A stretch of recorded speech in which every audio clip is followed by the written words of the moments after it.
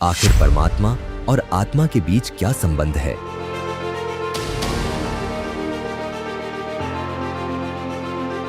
सृष्टि का संपूर्ण रहस्य क्या है?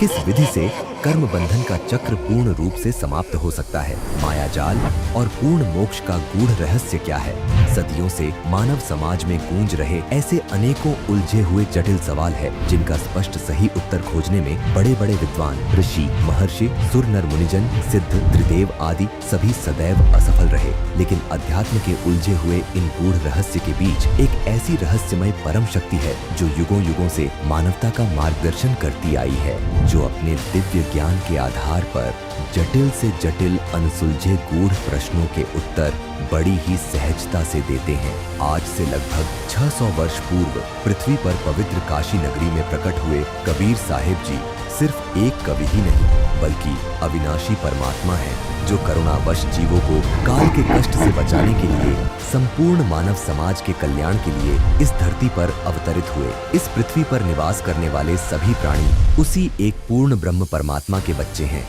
सभी जीव स्वेच्छा से दुर्बुद्धिवश काल ब्रह्म पर आसक्त होकर उस परम पिता को छोड़कर इस काल लोक में आए थे और उसी महान गलती के कारण आज भी इस काल लोक में जन्म जन्मांतर से अज्ञान अंधेरे में भटककर घोर कष्ट पर कष्ट उठा रहे हैं। अपने बच्चों को काल द्वारा प्रताड़ित किए जाने पर ऐसी अपार पीड़ा सहन करते हुए देख उस परम पिता की करुणा उमड़ पड़ी। अपने निज घर सतलोक ले जाने स्वयं सह शरीर अपने सतलोक से आए।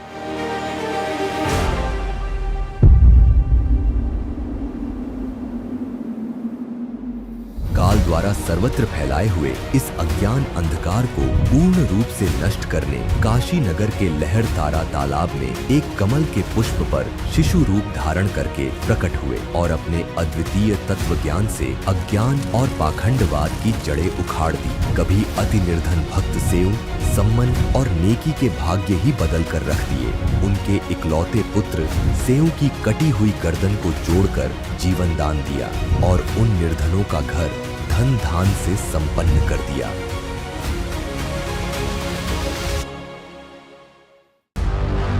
गरीब पानी से पैदा नहीं, स्वासा नहीं शरीर, अन्न आहार करता नहीं, ताका नाम कबीर। दर्शकों, आज इस वीडियो के माध्यम से आपको यह स्पष्ट हो जाएगा कि कबीर जी कौन थे। परंतु वीडियो की शुरुआत करने से पहले हम आपको एक डिस्क्लेमर देना चाहेंगे। इस वीडियो में जो भी आपको कबीर जी के विषय में बताया जाएगा वह हमारे पवित्र धर्म ग्रंथों जैसे पवित्र हिंदू धर्म के सदग्रंथ गीता जी, वेद और पुराण और मुस्लिम धर्म के पवित्र ग्रंथ कुरान शरीफ से प्रमाणित होगा। तो आइए, जो फाइल वर्षों से बंद पड़ी थी उसे खोलते हैं और कबीर जी के जीवन और उनकी लीलाओं को अनुभव करते हैं।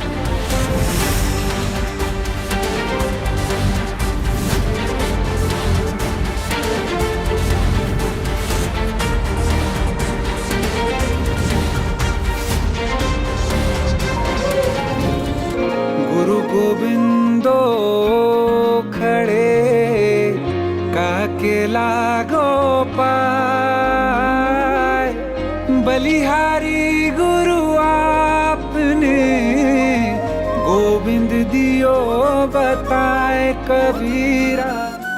कबीर जी के बारे में हमने बचपन से सुना था कि वो एक संत थे और भक्ति मार्गी कवि भी थे। कबीर साहिब जी का नाम सुनते ही लोगों के मन में उनके दोहे, साखियां और भजन गूंजने लगते हैं। कोई उनको संत, कवि, सूफी, फकीर, मसीहा या गरीब निर्धन जुलाहा ही जान पाया। लेकिन जिन संतों के साथ उनके संपर्क हुए उन्होंने कबीर जी को परमेश्वर, सृष्टि का रचनहार, सत्य पुरुष, अविनाशी परमात्मा, अल्लाह, खुदा आदि नामों संबोधित किया है।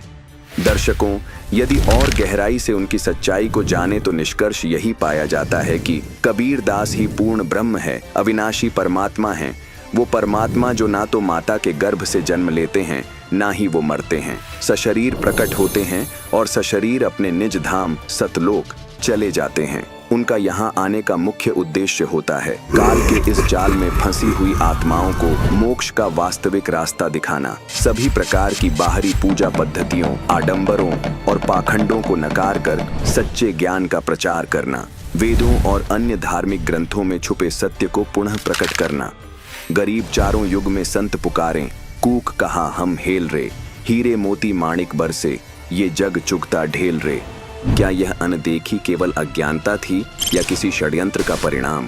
क्या यह काल का जाल नहीं था जिसने सच्चाई को छुपा दिया? हम आपको कबीर जी की लीलाओं के माध्यम से दिखाएंगे कि उन्होंने क्या क्या अद्भुत चमत्कार किए और कैसे वह सिर्फ एक साधारण संत तक सीमित नहीं थे। दर्शकों, यह संसार सदियों से चमत्कारों को परमात्मा की पहचान मानता आया है। जैसे श्री कृष्ण जी को भगवान इसलिए भी माना गया क्योंकि उन्होंने मोरध्वज के पुत्र ताम्रध्वज को जीवित किया था, उसी प्रकार कबीर परमेश्वर जी ने भी इस धरती पर अपने चमत्कारों द्वारा यह सिद्ध किया कि वे ही पूर्ण परमात्मा हैं। एक ऐसा ही अद्वितीय चमत्कार कबीर परमेश्वर जी ने सेऊ, सम्मन और नेकी नामक परिवार पर किया, जो हम आपको इस वीडियो के माध्यम से दिखाते हैं।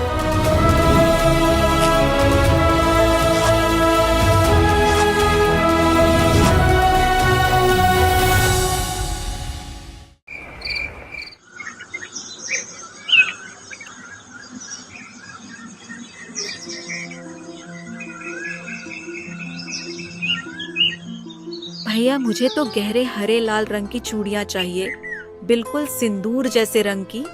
बहन, मुझे ये पीले रंग की चूड़ियाँ पहना दो। देखो तो ये हरी चूड़ियाँ कितनी सुंदर हैं। ऐसा लग रहा है जैसे मेरी कलाई नई नवेली सुहागन की कलाई हो। कल मेरे घर सत्यनारायण की कथा है। मैं अपनी नई हरी साड़ी के साथ यही चूड़ियाँ पहनूंगी। भैया, ये चूड़ियाँ दे दो। जी बहन जी, ये लीजिए। अच्छा, मुझे अब चलना चाहिए। पूजा के लिए और भी सामान लाना है। बहनों, कल मेरे घर सत्यनारायण की कथा में जरूर आना। तुम दोनों भी अपने परिवार के साथ कथा में जरूर आना। अरे नहीं बहन, हमें तो स्वयं साक्षात सत्यनारायण यानी सच्चे परमात्मा मिल गए हैं। अब हमें किसी कथा की जरूरत नहीं। ये तुम क्या कह रही हो? वही कह रही हूँ जो आप सुन रही हैं। हमें स्वयं साक्षात सत्यनारायण प्राप्त हो गए हैं। वो इस समय भी काशी में मौजूद हैं। आंखें खोलो और पहचान लो उस परमपिता को। इन कथाओं के कहने सुनने से कोई लाभ नहीं। ये तुम क्या कह रही हो? मुझे कुछ समझ नहीं आ रहा। सत्यनारायण और काशी में? बहन जी, काशी में स्वयं सत्यनारायण यानी पूर्ण ब्रह्म परमात्मा कबीर साहिब जी आए हुए हैं। हमने उन्हीं से नाम दीक्षा ले रखी है। हम उन्हीं की बात कर रहे हैं। वो काशी के लहरतारा तालाब पर सह शरीर प्रकट हुए वास्तविक सत्यनारायण हैं। अच्छा, वो काशी वाला ढानक नीरू का पुत्र जुलाहा कबीर? जी हाँ, वही कबीर। वो खुद पूर्ण परमात्मा हैं, खुद को छुपाए हुए हैं और जुलाहा रूप में तो सिर्फ लीला कर रहे हैं। अरे जाओ जाओ, किसी और को मूर्ख बनाओ। तुम्हारा दिमाग खराब हो गया है? कैसी बहकी बहकी बात कर रहे हो? एक साधारण सा जुलाहा तुम्हें भगवान दिखाई दे रहा है? अरे कुछ तो सोच समझ के बोलो। वो ढानक कब से भगवान बन गया? भगवान किसी के बनाने से नहीं बनता। भगवान तो भगवान ही होता है। और जिससे आप साधारण जुलाहा समझ रही हैं, वो ढानक असंख्य ब्रह्मांडों को बुनने वाला पूर्ण ब्रह्म कबीर है। हम सबको तत्व ज्ञान समझाकर पूर्ण मोक्ष प्राप्त कराने के लिए पृथ्वी पर आकर जुलाहे के रूप में लीला कर रहे हैं। कुछ भी कहो बहन, कोई कपड़ा बुनने से भगवान नहीं बन जाता। भगवान तो सर्वशक्तिमान होता है, सब कुछ कर सकता है। और वो जुलाहा भला क्या कर सकता है? वो तो स्वयं भगवान है, सब कुछ कर सकते हैं। बहन, हमारे गुरुजी भगवान कबीर साहिब जी सर्वशक्तिमान हैं। और अपने ज्ञान नेत्र खोल के देखो तो उनकी समर्थता के अनेकों प्रमाण प्रत्यक्ष सामने दिखाई देंगे। ये तो सभी जानते हैं कि दिल्ली के बादशाह सिकंदर लोधी का जलन का रोग कहीं भी किसी से भी ठीक नहीं हो रहा था। वो हमारे गुरुजी ने आशीर्वाद मात्र से ठीक कर दिया था। हमारे गुरुजी इतने समर्थ हैं कि जब सिकंदर लोधी ने उनकी परीक्षा लेने के लिए गर्भवती गौ बीज से 2 भागों में काट दी थी, तब हजारों लोगों के सामने गुरुजी ने वह गौ भी उसके बछड़े सहित जीवित कर दी और गौ ने दूध की बाल्टी भर दी थी। और जब सिकंदर लोधी ने स्वामी रामानंद जी का कत्ल कर दिया था, तब उन्हें भी गुरुजी ने जीवित कर दिया। एक कमाल नाम के मृत लड़के को जीवनदान देकर अपने साथ रखा। और मुसलमानों के धार्मिक पीर शेख तकी की मृत बेटी कब्र में दफन थी, उसे भी जीवित कर दिया। अरे बस बस, तुम्हारे खुद के पास तो खाने को दाना नहीं, और तुम बताते हो कि हमारे गुरुजी इतने सक्षम हैं, ये कर देते हैं, वो कर देते हैं। अगर ऐसे ही सक्षम होते तो तुम्हारे घर क्यों नहीं भर देते? क्यों तुम एक एक आने के लिए तरसते फिरते हो? तुम्हारे गुरुजी से तुम्हें खुद क्या लाभ हुआ जो तुम हमें शिक्षा दे रहे हो? चुप रहो और अपना काम करो।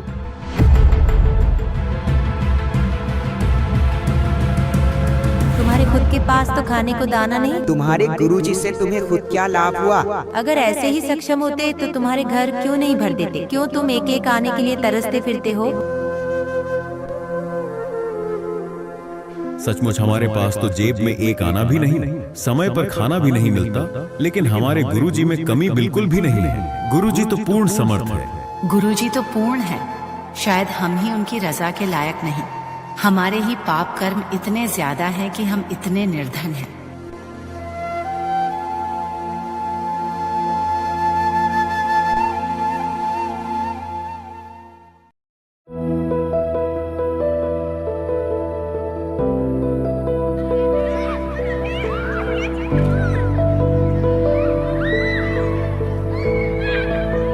जानते हो, दिल्ली के बादशाह सिकंदर लोधी भी हमारे गुरुजी के शिष्य बन गए हैं। बड़े बड़े राजा, काशी के नरेश, वीर देव सिंह बघेल, मगहर के नवाब बिजली खान पठान, सभी गुरुजी के आगे सिर झुकाते हैं। हमारे गुरुजी वो तो पूर्ण परमात्मा है। उन्होंने ऐसे ऐसे सुख दिए हैं कि क्या कहा? इतने बड़े राजा भी तुम्हारे गुरुजी के शिष्य हैं?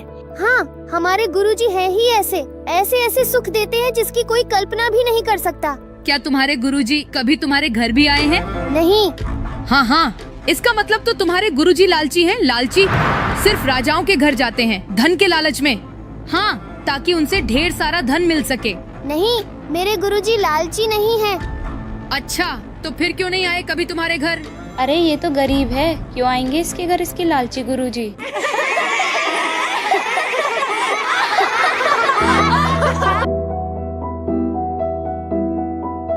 क्या तुम्हारे गुरुजी कभी तुम्हारे घर भी आए हैं? तुम्हारे गुरुजी लालची हैं। लालची सिर्फ राजाओं के घर जाते हैं, धन के लालच में। अरे ये तो गरीब है, क्यों आएंगे इसके घर इसके लालची गुरुजी?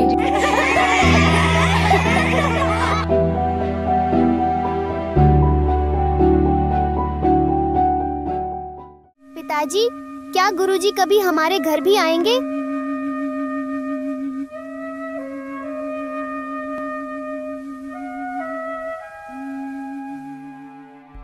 बेटा, गुरुजी तो हमारे घर में ही है।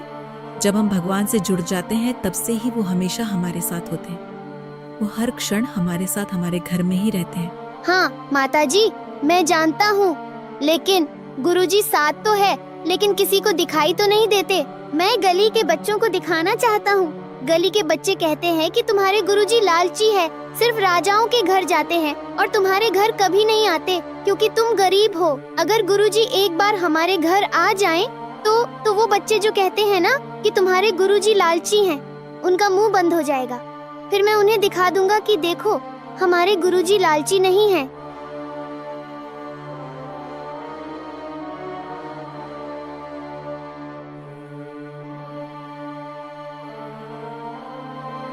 बेटा, भक्तों को संसार की बातों पर ध्यान नहीं देना चाहिए। हमें अपने गुरुजी के ज्ञान को आधार बनाकर चलना चाहिए। और गली के बच्चे, वो तो बालक है, नादान है, वो कुछ नहीं जानते गुरुजी के बारे में। हमारे गुरुजी लालची नहीं है। राजा हो या रंक, उनकी दृष्टि में सब एक समान है। माँ, वो सब तो ठीक है, लेकिन सिर्फ एक बार गुरुजी आ जाए ना, बस फिर तो।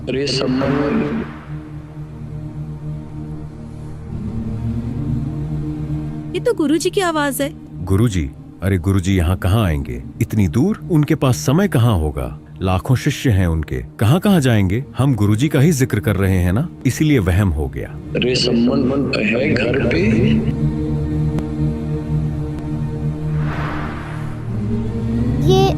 ये सच में गुरुजी की आवाज है। गुरुजी ही है।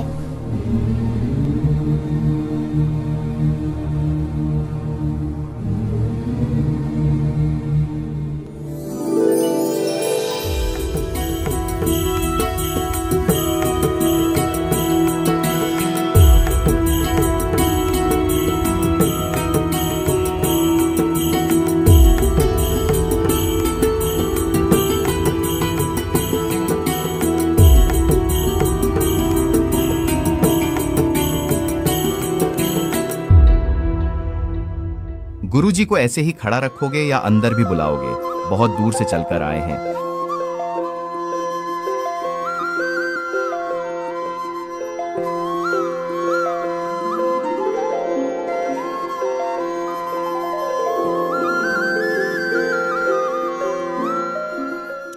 प्रणाम। भोजन की बताइए, अभी खाएंगे या थोड़ी देर में?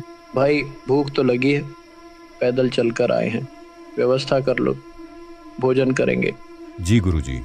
भोजन बनाओ जल्दी, गुरुजी और संतों के लिए। आज घर में 100 ग्राम आटा भी नहीं है। ला, अपना ये चीर दे दे, इसे ही गिरवी रखकर कुछ आटा उधार ले आता हूँ। मैं गई थी, जहाँ से भी आटा मिलने की उम्मीद थी, मैं मांग आई हूँ। मैंने सबसे बहुत प्रार्थना की, गिड़गिड़ाई, विवशता भी कि हमारे घर आज गुरुजी आए हैं, सिर्फ इतना आटा दे दो कि उन्हें भोजन करा सके, हम तो भूखे रह लेंगे, लेकिन संत हमारे घर से भूखे न जाएं। मैंने बहुत प्रार्थना की। मेरे पास ये एक ही चीर है, इसे गिरवी रख लो और थोड़ा आटा उधार दे दो। लेकिन ये चीर भी फटा हुआ है, किसी ने आटा नहीं दिया, सबने मुंह फेर लिया। हे भगवान, पहली बार गुरुजी आए हैं। मैं कितना नीच हूँ, कितना कर्महीन हूँ। मैंने पिछले जन्म में भी कोई दान नहीं किया, इसलिए इस जन्म में मेरी ऐसी दुर्दशा है। मैं कितना अभागा हूँ। आज पहली बार गुरुजी घर आए और मैं नीच अपने गुरुजी को भोजन तक नहीं करा सकता।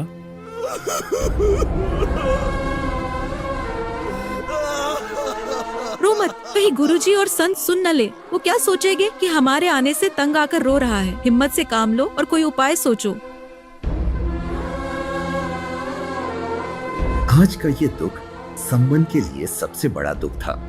अपने हालातों और विवशता के आगे आज सम्मन अंदर से टूट गया था, क्योंकि गुरुजी जो उसके जीवन में सबसे ज्यादा पूज्य और प्रिय भगवान है, आज वो ही घर आए और उनको भोजन तक कराने के लिए सम्मन के पास कुछ भी नहीं। आप गुरुजी से कह दो, भगवान सुबह भोजन कराएंगे। वो अंतर्यामी है, सब जानते हैं, सब समझ जाएंगे। और सुबह भोजन कहाँ से लाएंगे? सुबह की भी कैसे कह दूं? दोनों पिता पुत्र जाकर रात में चोरी कर लाना, अब और कोई रास्ता नहीं है। माँ, ये आप क्या कह रही हैं? चोरी? माँ, गुरुजी तो रोज सत्संग सुनाते हैं कि चोरी नहीं करनी चाहिए। आपने और पिताजी ने भी तो हमेशा मुझे यही कहते थे कि बेशक भूखे मर जाएं, पर कभी चोरी नहीं करनी चाहिए। चोरी करने वाला व्यक्ति कभी भी जीवन में सफल नहीं होता, उसका नाश हुआ करता है। वो तो महाअपराधी व्यक्ति होता है जो चोरी करता है, और आज मैं आपके मुंह से सुन रहा हूँ कि चोरी कर ले। माँ, इससे तो हम भूखे मर जाएं, वो ज्यादा अच्छा है। हम गुरुजी को भोजन कराने में असमर्थ हैं, तो गुरुजी के आगे हाथ जोड़ लेंगे। बेटा, बात सुन। पुत्र, तेरी बात बिल्कुल सही है। चोरी करने वाले का नाश तो होता ही होता है, विनाश होता है। लेकिन बेटा, हमने इस नगरी में कुछ समय व्यतीत किया है और यहाँ का अन्न पानी भी खाया है, इसलिए इस नगरी का एहसान है हम पर। ये नगरी वाले आज जानबूझकर मदद नहीं कर रहे। 2 से 3 किलो आटा देना कोई दूभर नहीं होता, और ये सभी तो इतने बड़े और धनी सेठ है, बहुत पैसे वाले हैं। लेकिन आज ये हमें जानबूझकर हमसे मुंह फेर रहे हैं। हमने इनके आगे गुरुजी की बहुत महिमा गाई थी, इसलिए आज गुरुजी से छिड़कर ये ऐसा कह रहे हैं। तुम तो रोज डींग मारा करते थे, बड़ाई करते थे कि हमारे गुरुजी ये कर देते हैं, हमारे गुरुजी वो कर देते हैं। फिर आज तुम्हारे गुरुजी से घर भरवा लो, तुम मांगते क्यों फिरते हो? हाँ हाँ, तुम्हारे घर भर देगा तुम्हारा भगवान। इस कारण से भी वह हमें कुछ भी सहयोग देने को तैयार नहीं है। बेटा, यदि परमात्मा यहाँ से निराहार चले गए तो इस नगरी में आग लग जाएगी। अब तू सोच ले, नगरी बचानी है या नहीं। ठीक है माँ, आप जैसा कहोगी हम वही करेंगे। बेटा, सिर्फ 3 सेर आटा लाना, हम नहीं खाएंगे, सिर्फ गुरुजी और मेहमानों को खिला देंगे तो यह नगरी भी बसी रह जाएगी। इस नगरी के लोगों में तो अभिमान छा गया है धन का। ये इनके अंदर का अभिमान ही है जो इनका नाश कर देगा।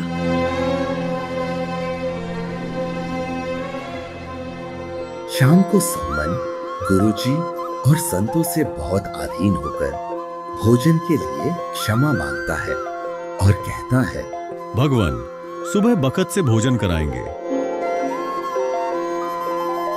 ठीक है बेटा, जल पीला दे 1-1 गिलास। जी गुरुजी।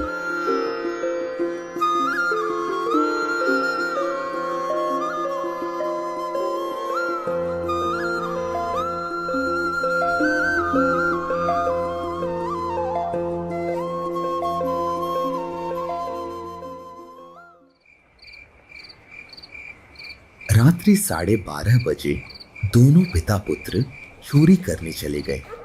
जहां चोरी करने गए वो लाला जी का कच्ची ईंटों का मकान था।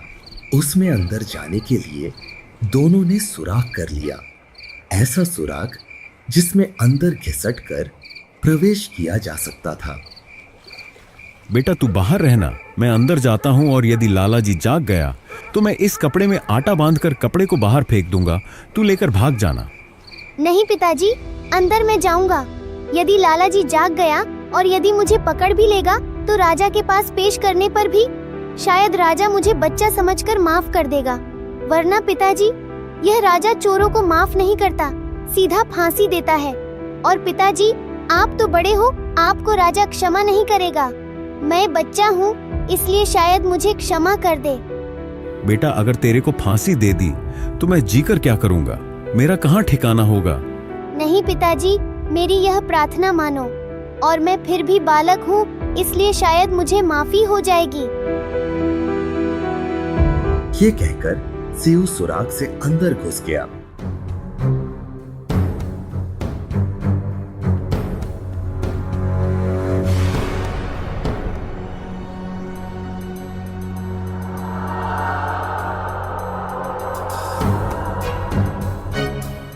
बेटा सिर्फ 3 सेर आटा लाना, 3 सेर से ज्यादा नहीं लाना। सेऊ ने जल्दी जल्दी लगभग 3 सेर आटा निकाला और अपने फटे पुराने कपड़े में बांधा और चलने लगा। तब एक तराजू की तकड़ी पर उसका पैर रखा गया और जोरदार आवाज हुई, जिससे लाला जी उठ गया।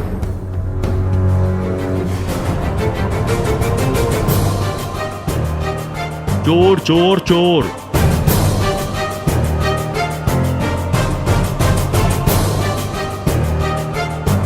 जैसे ही सेऊ बाहर निकलने की चेष्टा कर रहा था, तभी लाला जी ने उठकर चोर चोर करके उसका पैर पकड़कर वापस घसीट लिया।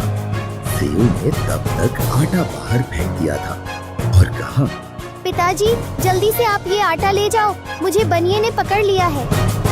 सम्मन आटा लेकर घर भाग आया और उधर लाला जी ने अपने मकान के ही अंदर सेऊ को रस्सी से खंभे से बांध दिया।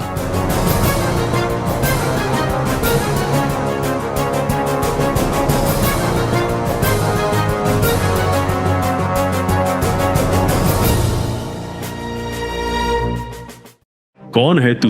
किसका पुत्र है? जी मैं सम्मन मनियार का पुत्र हूँ, मेरा नाम सेऊ है। अच्छा तो तुम हो, आज भांडा फूटा है तुम्हारा। दिन में तो तुम भगत बने फिरते हो, बड़ी बड़ी ज्ञान की बातें करते हो और रात में चोरी करते हो। कल सबको बताऊंगा और सबके सामने तुम्हारी असलियत बताऊंगा कि तुम कैसे भगत हो। लाला जी आप इतना गुस्सा क्यों हो रहे हैं? हमने सिर्फ 3 सेर आटा ही तो लिया है। हमारे घर हमारे गुरुजी आए थे, उनको भोजन कराना अनिवार्य था और हमारे घर पर आटा नहीं था, बस इतनी सी बात है। हम चोर नहीं हैं, बाद में हम आपका आटा जरूर वापस डाल जाते। अच्छा तुम्हारे गुरुजी आए हैं, ठीक है अब समझ गया मैं। वो चोरी कराने आते हैं, वो इसलिए आते हैं ताकि तुमसे चोरी करा सकें। चोरी करते हो और बात बनाते हो बड़ी बड़ी। अब सेऊ ने सोचा कि ये बात तो और बिगड़ गई, अब ये राजा से कहकर गुरुजी को भी सजा दिलाएगा। सेऊ विवश था। उधर सम्मन घर पर आटा लेकर पहुंचा। सम्मन को अकेला देख नेकी ने पूछा, बेटा कहाँ है? वो तो बनिए ने पकड़ लिया। यह तो बात बिगड़ गई है। राजा अब लड़के की पहचान करवाएंगे और पहचान होते ही राजा के सैनिक हमारे घर अभी 1-2 घंटे में ही आ जाएंगे। फिर गुरुजी को पकड़ेंगे और कहेंगे कि यह कराता है चोरी। ये कभी चोरी नहीं करते थे, आज ये आया है तो इसने चोरी कराई है और सेठ गुरुजी को दंडित करवाएगा।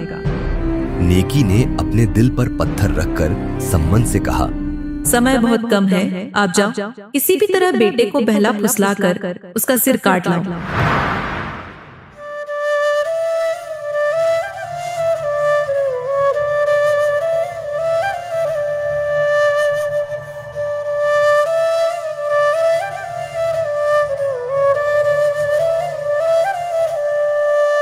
सेठ से कहना, बच्चे को छोड़ना मत, रस्से से बांध कर ही रखना, बस इतना ढीला कर दो कि मैं अपने बेटे से आखिरी बार उसके कान में 2 बातें कह सकूं। और फिर जैसे ही वह अपना सिर छिद्र से बाहर निकाले, उसका शीश उतार लेना। फिर सेठ उसे अपने घर में नहीं रखेगा। अपनी जान बचाने के लिए, कत्ल के मुकदमे से बचने के लिए वो सेऊ के शव को कहीं फेंक आएगा और तब तुम बेटे के शव को उठा लाना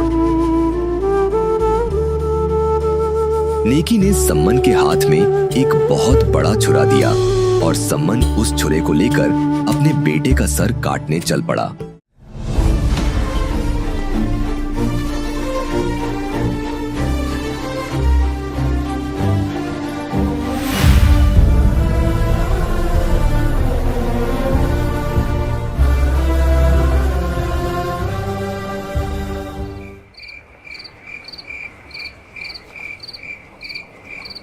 बेटा सेऊ,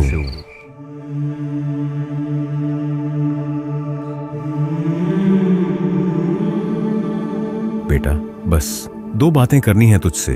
कल शायद तुझे मार दिया जाएगा बेटा। पता नहीं फिर मैं तुझसे कभी मिल पाऊं या नहीं। और मैं आखिरी बार तेरे कान में कुछ कहना चाहता हूं। मासूम सेऊ ने आंखों में आंसू लिए लाला जी से कहा, लाला जी मुझे बस कुछ 2 बातें करनी है। बाहर मेरे पिताजी खड़े हैं, मुझे बस सिर्फ एक बार उनसे बात कर लेने दो। नहीं, तू भागना चाहता है? नहीं लाला जी, मैं भागूंगा नहीं। मेरे पैर का रस्सा कसकर बांधे रखो। बस इतना ढीला कर दो कि मैं अपना सिर बाहर निकालकर बस आखिरी बार अपने पिता से सिर्फ 2 बात कर लूं।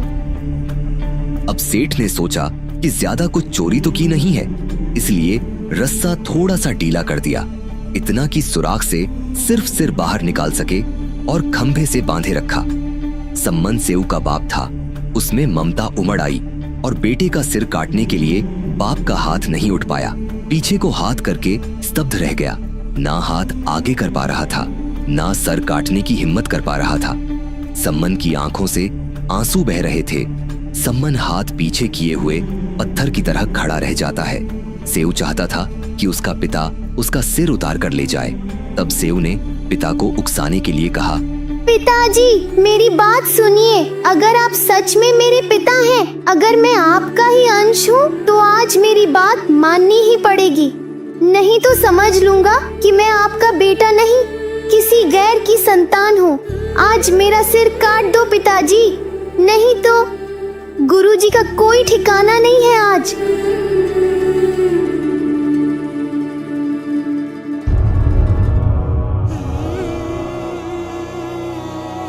सचमुच हमारे पास तो जेब में एक आना भी नहीं, समय पर खाना भी नहीं मिलता, लेकिन हमारे गुरुजी में कमी बिल्कुल भी नहीं है।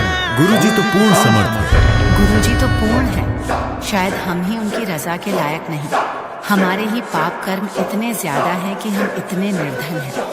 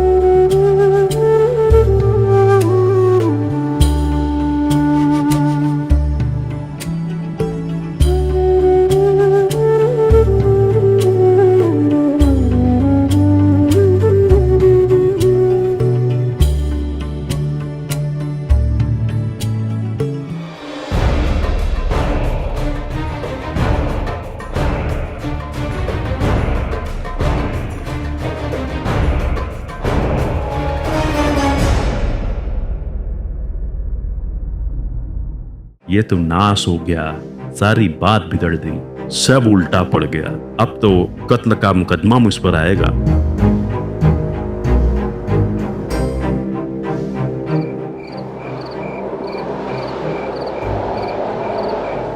सबूत मिटाने के लिए सेठ ने झटपट उस लड़के के शव को घसीटा, रात के अंधेरे में सुनसान जंगल की ओर गया और उसे एक ईंट के पजावे पर खड्डे में फेंक दिया। फिर जल्दी से वापस आकर उस सुराख को रेत मिट्टी लगाकर मरम्मत करने लगा और ऐसा कर दिया जैसे वहां कोई कुछ हुआ ही नहीं था। अब नेकी ने बेटे के कटे हुए शीश को देखकर दिल पत्थर का कर लिया और हिम्मत बांधते हुए सम्मन से कहा, ज्यादा समय नहीं है हमारे पास, बहुत हिम्मत से काम लेना होगा। हर कदम संभल कर उठाना जरूरी है। अब आप ऐसे करो, इस सर को यहाँ अलमारी के अंदर छिपा कर रख दो और जल्दी से वापस जाओ। वहाँ लड़के को घसीट कर ले जाने के चिन्ह मिलेंगे, क्योंकि सेठ शव को वहाँ नहीं रखेगा। उसने लाश को घसीट कर कहीं फेंक दिया होगा। शव के घसीटने के निशानों के पीछे पीछे जाओ और जहाँ उसने शव डाला होगा वहाँ से बेटे का शव उठा लाओ, क्योंकि अगर किसी को पता चल गया कि कत्ल हुआ है तो बात दूर तक जाएगी और फिर छानबीन होगी और फिर सब बर्बाद हो जाएगा। गुरुजी की इज्जत मिट्टी में मिल जाएगी।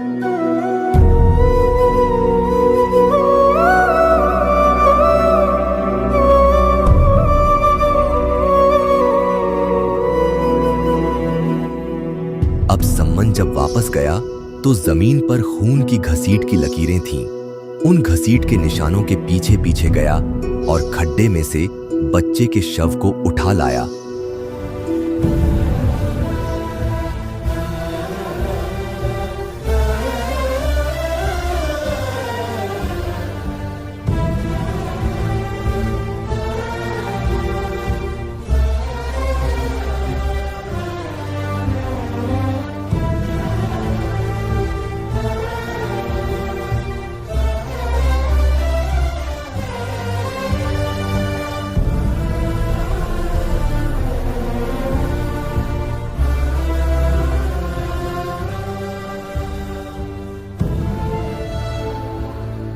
सम्मन और नेकी दोनों ही अपने इकलौते बेटे की मृत्यु की जिस पीड़ा से गुजर रहे थे उसे शब्दों में बयां कर पाना असंभव है। इस समय न तो वो रो सकते थे और न ही अपने अंदर दबाई हुई इस असहनीय पीड़ा को प्रकट कर सकते थे, क्योंकि इस पीड़ा से ज्यादा महत्वपूर्ण था कि कहीं बेटे की ये कुर्बानी बेकार न चली जाए। उनके रोने की भनक भी यदि गुरुजी को लग गई तो बेटे की मृत्यु के बारे में पता चलने पर गुरुजी बहुत दुखी होंगे और भोजन नहीं करेंगे। यदि हमारे द्वार से भगवान भूखे ही चले गए तो बेटे की कुर्बानी व्यर्थ जाएगी। भगवान को भोजन कराने के लिए ही तो बेटे ने अपनी जान तक की कुर्बानी दे दी। इसलिए इस बात का ध्यान रखना बहुत जरूरी था। हमारी किसी भी गतिविधि से गुरुजी को इस घटना का एहसास न हो जाए। उन्होंने अंदर ही अंदर अपने कलेजे के टुकड़े को खोने की असहनीय पीड़ा को सहन करके अपने अंदर उमड़ रहे पहाड़ जैसे दुख के तूफान को दबा रखा था। दोनों ही गहरे सन्नाटे में स्तब्ध और बिल्कुल चुप थे। दोनों ने ही अपनी पीड़ा की दर्द भरी चीख को चुपचाप अंदर ही अंदर घोंट लिया और दोनों ने आपस में सिर्फ एक ही बात की सलाह की। सम्मन ने गहरी दुखी ठोस आवाज में हिम्मत करते हुए नेकी से कहा, कल जब गुरुजी चले जाएंगे उसके बाद हम बच्चे का अंतिम संस्कार करेंगे।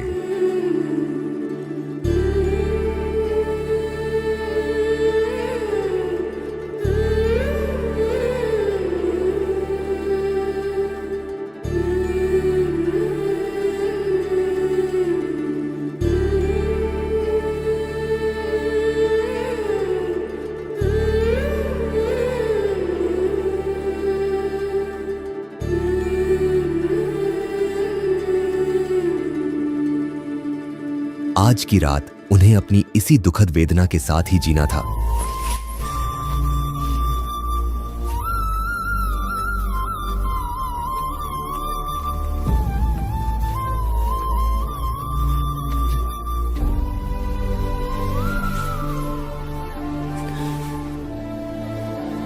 खामोश पत्थर बने इस असहनीय दर्द के घूंट को चुपचाप पीते हुए अपने कष्ट को दिल में ही दफन कर अपने हृदय को कठोर कर उन्होंने खुद को ये बात समझा ली थी कि इस समय उन्हें बहुत सहनशीलता से काम लेना होगा।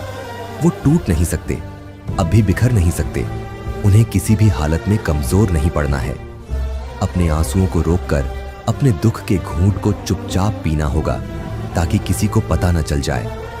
अपनी पीड़ा को अंदर ही अंदर दबाकर दोनों ही अपने आप को संभालने की कोशिश कर रहे थे।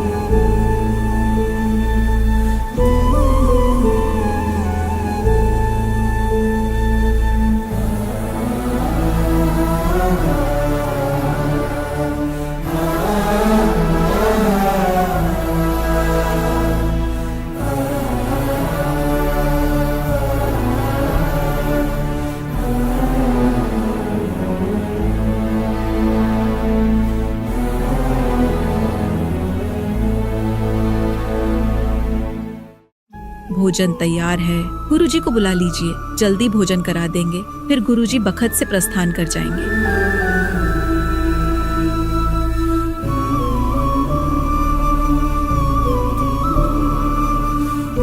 दोनों ने सोच रखा था जब तक गुरुजी हैं अपनी आंख में आंसू नहीं आने देंगे ताकि गुरुजी को एहसास न हो जाए। फिर गुरुजी के जाने के बाद बैठकर रोएंगे। सम्मन कबीर साहिब जी को भोजन के लिए बुलाने गया। नेकी ने उन तीनों के लिए 3 पात्रों में यानी 3 दोनों में सारा भोजन डाल दिया जितना बना रखा था।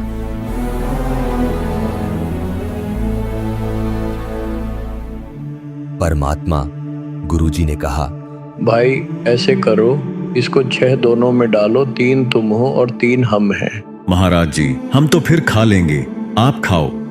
नहीं, प्रसाद बनाएंगे भाई और सब खाओगे, बैठ जाओ।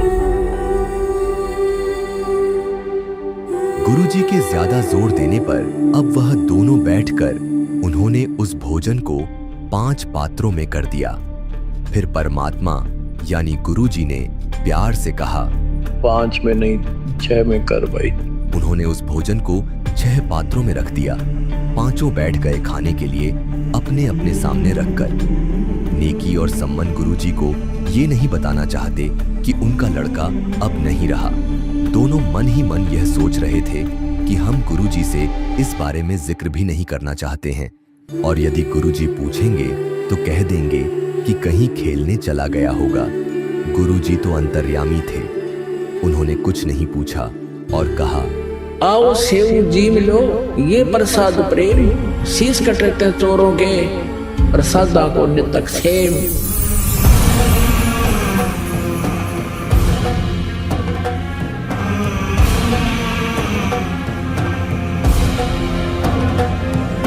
सेव धड़ पे शीश चढ़ा वो बैठा पंगत मां, और नई निशानी गर्दन कहियो वो सेव उठना।